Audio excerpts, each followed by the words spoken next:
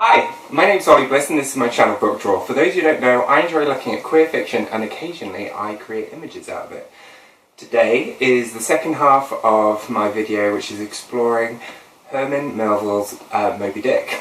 So in the first video I did, I was focusing particularly on a kind of combination of scenes which is exploring the relationship between Queequeg and Ishmael.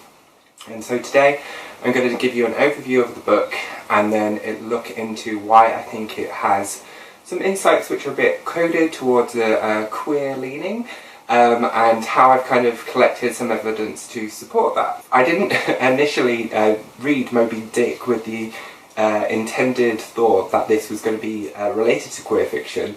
I actually just became interested in this book because of The Simpsons. Now look here, mister, I forbid you to fight a bear. What kind of an example would I be if I didn't take revenge on things? Dad, you can't take revenge on an animal. That's the whole point of Moby Dick. Lisa, the point of Moby Dick is be yourself. And that was the thing that made me pick it up. And I was reading it while I was on holiday and then became immersed into this world. During that journey though, I started to kind of go, oh, what's going on here? But just to give you a quick overview, basically Ishmael, he goes into this small town, he meets this guy called Queequeg, they spend the night together. I think there's a little bit of things that go on within that scene that are suggestive. They then board the Queequeg ship and they're chasing after Moby Dick, which is this large white whale. They bypass another ship called the Rachel, and the captain on board of that ship is hunting for his lost son. Ahab, who's the captain, dismisses helping support that captain on that hunt, and instead is driven and focused to find Moby Dick. They pick up a trail, they spend 3 days chasing Moby Dick, and then there's this big battle which ultimately leads to the destruction of the ship. Ahab dies, and the only surviving member is Ishmael, who is then picked up by the Rachel and carted off and saved. So that is it in a nutshell as a book, so I just want to go back through some of the passages within it which kind of lit up my queer radar and made me think, oh, maybe there's a little bit more nuanced stuff going on underneath here. Kicking off with it, even within the first chapter, I thought there was a little bit of a signpost there which gave an indication that this could be about male self and exploration.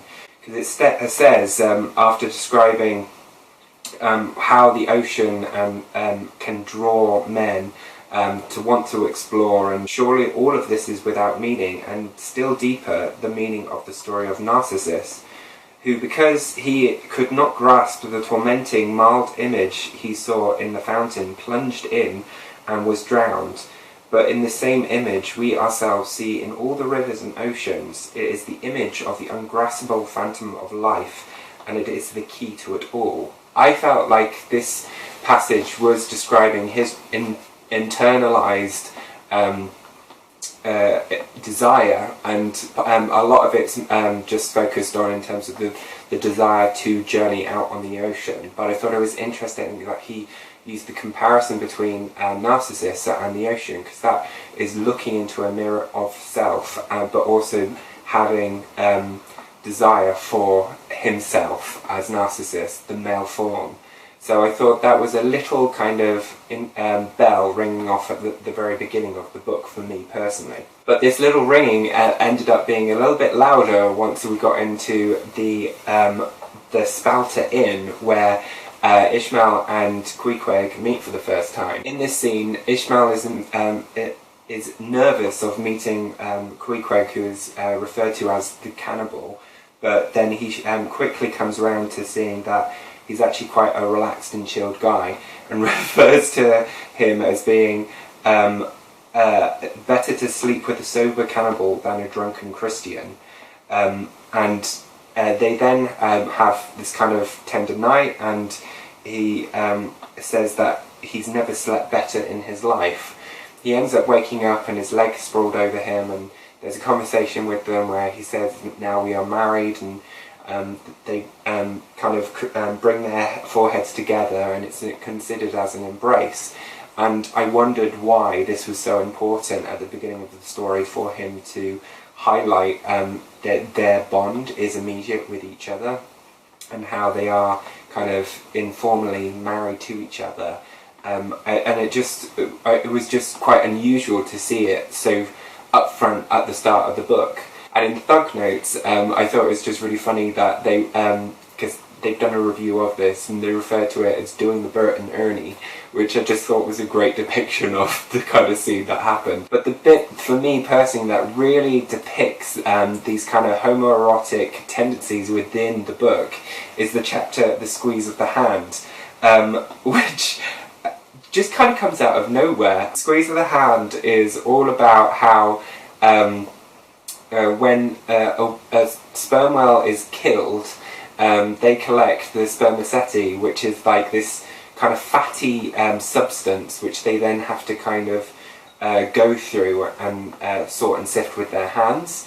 And he is plunging his hands into this, and it's kind of oily and lubricant, and he's saying there's such great pleasure that can be drawn from this.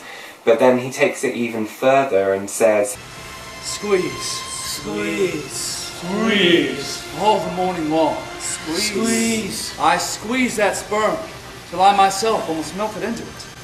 I squeeze that sperm till a strange sort of insanity came over me.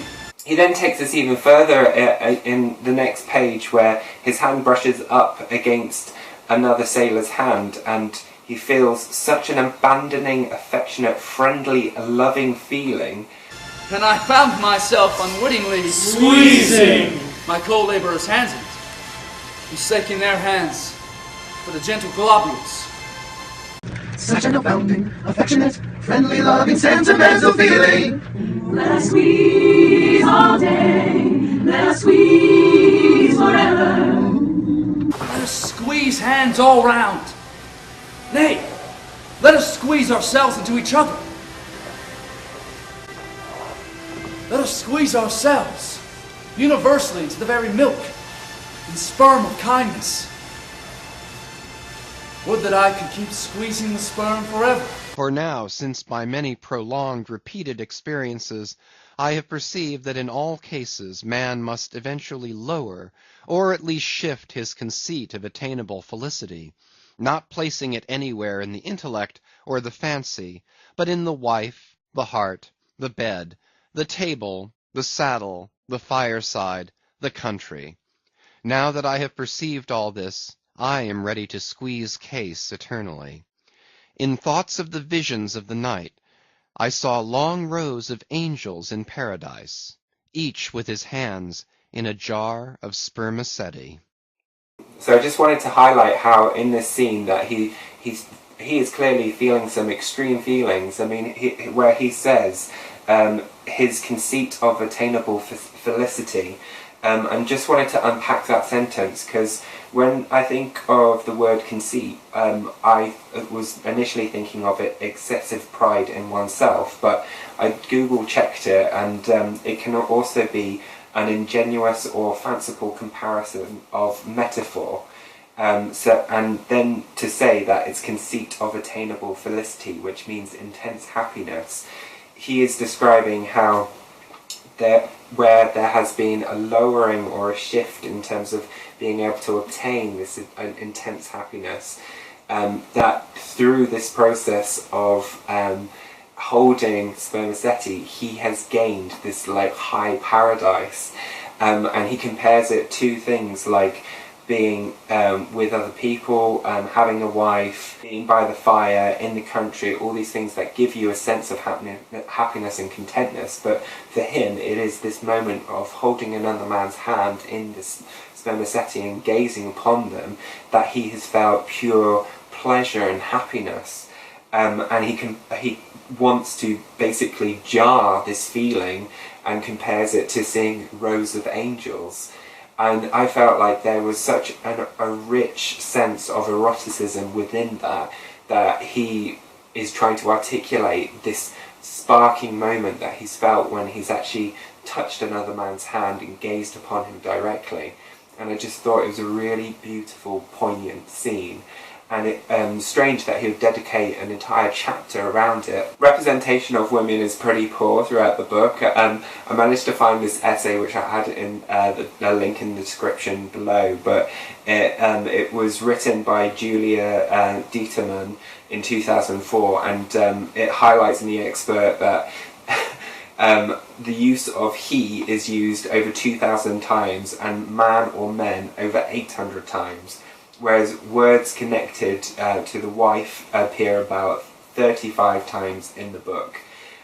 So the disproportionate nature of the narrative is super focused on a male experience, and women are really, really heavily sidelined and belittled in the book itself, which further makes me feel like I mean, this could be related to the period in time where women are considered as lower in regard to the world of men at that time, but I think it's a bit further than that, because there's no exploration of his loneliness or his desire whilst he's aboard this ship for such a long duration, and he has no kind of articulation of him missing female company or desiring them or wanting them, whereas he does almost fanatically talk about men in different ways throughout the book and describes them in great rich detail.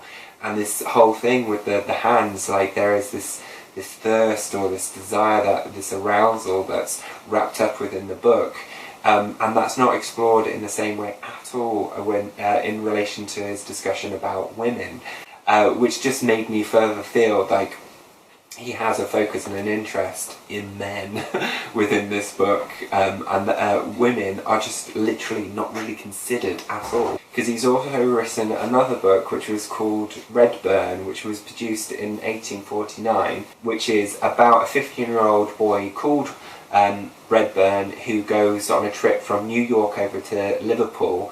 I believe it's on the basis of his own experiences when he was 17, which he in 1837 did this actual trip himself, but it describes a couple of things which kind of give a nod to this understanding of this of a queer subculture going on around him, where it describes Paolo's Broadway Opera House in the 1940s having these young men with small feet and limber legs all hanging out outside as kind of male prostitutes. And also just describes this key character, Lord Lovely, as this very thin and limbered-legged man with these small doll-like feet and a seal-like head. All contribute to this sense of understanding effeminate men at that time.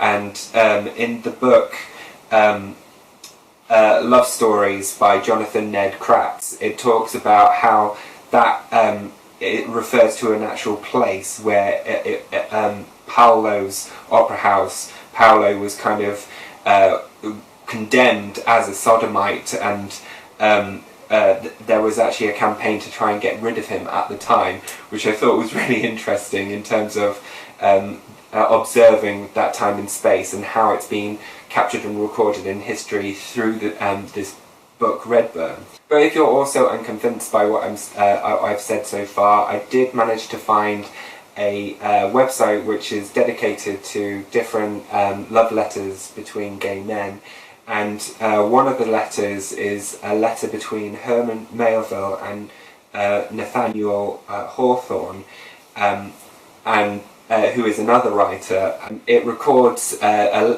correspondence between Herman and Nathaniel, and I just want to draw your attention to a key passage within this particular letter which is recorded. By what right do you drink from my flagon life? And when I put it to my lips, lo, they are yours and not mine. I think this is a clear kind of indication of his desire to be in close proximity to this guy's lips. And there's other little bits within this love letter about their legs wrapping around each other in a field, enjoying themselves. So I'll add links below to that particular letter as well. Anyway, those are all the kind of bits and pieces which I've kind of picked up and put together. I hope it's interesting to you. I think it's kind of fascinating how Herman is trying to elicit some of his thoughts through his writing and give voice to some of his feelings underneath. And I think particularly for the time of 1840s, it would have been a really difficult thing to articulate and describe. And as I said in the previous video, he might not have had the language to put it out formally that he was interested in men. But through his writing, he's given the opportunity to explore some of his feelings. And I wish there was more for me to uncover. So if you have insights to what else I might be able to reveal through history, through different websites, through different comments, through different books, I'd love to learn more. Okay, this is enough from me. Take care. See you soon. Bye.